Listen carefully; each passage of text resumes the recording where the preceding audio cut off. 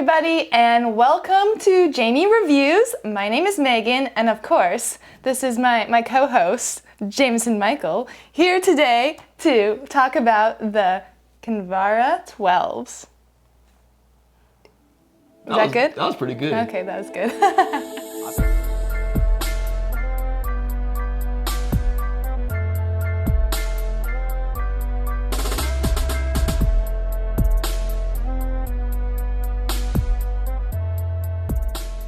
So the Kinvara is a shoe that I've been following for a very long time. You know, there was a time before YouTube, or before I was on YouTube, that I was a viewer. What? And I was watching my favorite YouTube shoe reviewer, the Ginger Runner. And that is where I found the Kinvara. Yes. And I got it, and I liked it. And then over the years, it kind of changed a little bit, back and forth, you know, for better or worse. And last year's, I really liked it. Me too, a lot. And then when I saw the previews and the changes they made due to this new version, I was like, do you want to fix what's not broken? Yeah. Do you want to do those things? And I'm not gonna lie, this shoe is very much different. Not totally different, but different enough where I'm like, you may like this shoe, you may actually hate this shoe. So let's just break down what the shoe is, the changes, the updates, and all the nonsense. All right, starting off with the upper. So just off the bat, just looking at it aesthetically, I'm thinking speed, flashy, just sleek. I almost thought this was a race shoe. Yeah. When I first saw it with the colors and everything, I thought at first I was like, I don't know if I dig that, but it has really grown on me. It's different, very much different from the last year's model. This was very simple, you know, with just the main two colors, and they're both being blue. And then now you have like 5 different colors on here. 5.5. 5.5. So the main difference in the Kinvara 12 to me is the overall mesh material. The mesh seems a little more like a finer, more tight knitted mesh. It kind of reminds me of more of a race shoe, like a race upper. A little more sleek, a little more nimble, still light, functional. I felt that my foot stayed in place. I didn't feel like it was too loose or anything, but just different compared to like last year's mesh where I felt it was a little more of a softer, a little more forgiving upper.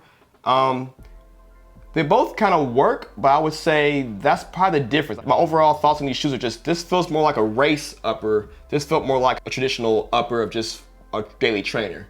And I kind of feel like that's kind of the theme of this whole review. Yeah. The lacing is pretty much identical. You lace it up, feels the same, doesn't move. I will say the tongues, very different. Traditional cushion tongue, sleek racer style tongue. What do you think about the tongue? Did you feel like it was different enough? Do you feel like it was took away, added anything? Well, one thing that I want to point out, in the 11s, they had it where the tongue was connected, and then they kept that same feeling in the 12, and the tongue still felt like it really just hugged around your foot. When I was wearing it, I didn't notice that having less cushion in the tongue really affected the comfort of it. I got the most comfort from how it wrapped around my foot and really hugged it and kept it secure. When I was wearing it, I thought I would actually miss the cushion tongue because I like the comfort, like a little more cushion around my foot a little bit, but I didn't miss it. Yeah. It just felt like it didn't rub, it didn't no hot spots, it didn't feel awkward. It kind of just felt like it felt good and felt functional. And when I was running in it, I didn't notice anything. So if anything, it probably cut some weight off. So a little less weight, no problem here. As far as the heel cup goes, it's pretty similar. I think they took out a little bit of that plushness in the back there, but it still kept all the comforts. Yeah, I would say the heel may be slightly more rounded, where it's still had a little more of an angle. But if there's someone who's like, I gotta have the most angular heel cup possible, that may be a thing, but I don't think functionally anything like fell apart compared to the previous version. No, I didn't find any heel slippage, no rubbing. It still felt very comfortable. I did say that they gave you this fake little pull tab right here. They're just trolling with you now. No, I don't want to talk about it. I saw it at first. I was like, oh look, they gave him a pull tab, and then I was like, well, I don't know. I don't get it. So this is like a behind the scenes thing. So back when the Kinvara 10 came out, I was speaking with the designer, and he was working on Kinvara 12. And I was like, he asked me like, what's some things you want to see in the new Kinvara like years down the road? I was like, a pull tab. And I felt like this was his way to troll me. Like, yeah, it's so he know who he is. So we'll leave it at that. So I'm calling it a pull lip. Pull lip. What do you think about the fit as far as last year's fit to this year's fit? Well, I know when I put the shoe on last year, it fit like a glove, and it was one of those shoes that I didn't feel like I need to break into at all. And I got the same feeling this year when I put it on my foot. I felt 100% comfortable in it right away. Like I didn't need to break in the shoe, and it just already just was the good shape for my foot. All right, this is where we differ. Okay. I needed some breaking time. Oh, okay. Out the box, and while these are samples, these are sample sizes, so then it'd be the final like fits. But for me, it fit snug. Oh. Like the midfoot fit a little more snug compared to the last year's model. Okay. And I'm like, well, is it my foot? So first few days, snug. By the third day, it did kind of, adapt to my foot. But that's kind of why I feel like maybe this is more like a racer style shoe. It had more of a snug fit to me. But yours felt fine. Mine felt great. I don't know. But my foot is a little bit more narrow in the midfoot. Okay. But it did give me that room in the toe box that I need. Yeah, I think toe box wise, I was fine. I felt like just the midfoot's a little more snug compared to last year's model. And I don't mind having snugness in the midfoot, and I think that's kind of with that attached tongue. I kind of like that feeling. So in the midsoles, the cushionings, you have the Power Run foam making a return. The Power Run foam is fantastic. I think it's simple. It has all the qualities you want in a nice foam. And for the price you're getting these shoes for, they don't cost $150, not $160. You can find these probably around $110, $120. I like a quality foam, quality cushioning that's versatile. It's not too squishy, not too firm. It's kind of a lightweight, middle of everything. Yeah. And I think that's what makes the Kinvara so great. It's like the balance of cushioning for what you're using it for. Yeah. But I will say one thing that I found different. I felt this one was a little more responsive. A little more, it felt lower to the ground. Okay, yeah. And this one felt a little more cushier. But yeah, what do you think about it? I did not look at any of the specs or anything before trying the shoe. You literally gave it to me and I went running with it. And I thought, wow, this shoe feels great. I love this shoe. I love it a lot. And I think that's one of the reasons why I loved it a lot is because it just had that really good, responsive, lightweight, quick feeling. I'd say now looking back, compared to last year's model, yeah, it did feel like a quicker shoe compared to last year's model. On my scale of shoes, I have your heavy duty, high cushion shoes, and you have like your minimal, low to the ground like shoes. Yeah. And I feel like the Kinvaras are kind of always a little bit on the lightweight side. Yeah. Last year's model was a little more on the cushion side, like a daily trainer side. And this year's model took a little more step towards that racer feel. Like Okay, a little step towards that way. Still in that same realm. It's not all the way over here, it's not all the way over here, but just a little more to like the sleeker, lightweight, faster tempo side. And I really do think the reason why they did that is because the Saucony ride is creeping up to where the Kinvara was in terms of how light it is. So that ride is taking over that position of, that lightweight daily trainer that is even more durable because it has a little bit more rubber at the bottom. So the Kinvara needed to take a little bit more of a step towards that lighter racing type shoe. That would make sense. I mean, all these shoes are getting lighter, and so you don't want to eat that same market. Yeah. People ask, what should I get, the Ride or the Kinvara? You need valid reasons to pick one over the other, or have a circumstance where one would make more sense. So I would say, in that aspect, I love the Ride. So, and it did get lighter. It did feel a little more nimble. That's why I liked it. So it just makes sense for this one to kind of go more towards something else. I like that word, nimble. Nimble. Fury. I would say the Kinvara can still be used for what you would use it for typically. Faster workouts, tempos, If you're someone who likes like a lightweight shoe, this can be a daily trainer. It can be an Definitely. everyday trainer.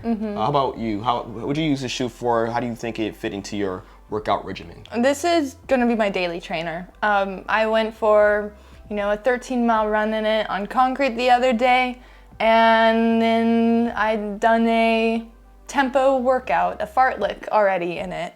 And in both instances, it felt great.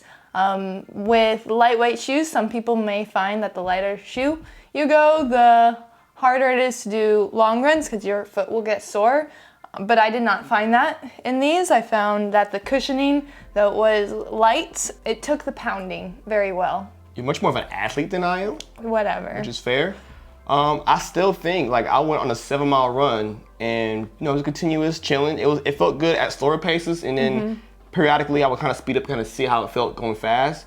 It felt good both ways. So I kind of feel like some shoes feel good when going fast, but when you slow down, they feel like, okay, this is kind of weird. This shoe felt good going fast and slow. So for me, even someone like myself, who's not like a track athlete training for, a high athletic competition, it still works for us. Am I blowing you up too much? Yeah. For us normal people, Whatever. you have abs. On the outsole, we see some changes. You still have like minimal rubber on the bottom, on the outsole, a little bit in the heel, a little bit on the toe of the foot. That's kind of why shoes are light. Yeah. Exposed rubber, it is ground contact graded, so it's not gonna like fall apart instantly, but aesthetically, you're gonna get scrapes, you're gonna get it won't look pretty really fast. Yeah. So I've probably put 50 miles on this shoe already. And I mean, you can barely tell that I've put that many miles on it. And the shoe feels lighter than last year's also. And I think it's just the small things. It's the upper, it's the foam setup, it's the little bit of the rubber they have on there. Give or take, pros and cons. I think for most of it, it's a pro to me. Like, I'd rather have a lightweight shoe at a low cost than make it more durable, but then it weighs a ton. One thing I want to point out, I think it's funny how a lot of these shoes are giving this little flare out in the back. There's not really a purpose for that, but it's just kind of the trend, I guess. This one has a split flare out, so it's different, guys. It's different. Saves weight.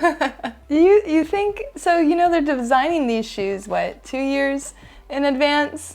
Did they all just come up with the same idea at the same time, or are they playing off of each other? The problem is, all the people who work for each company, they all move around each other's companies. Yeah. So I think they go like, hey, this is what they're doing over there. It's a trend. Yeah. Someone does something, it's cool, they all do it, and then someone does something else, and it's just a thing. I mean, you see that in a lot of shoes. They're having the little flare out right there at the top, and then the flare out right there at the bottom. I don't get it.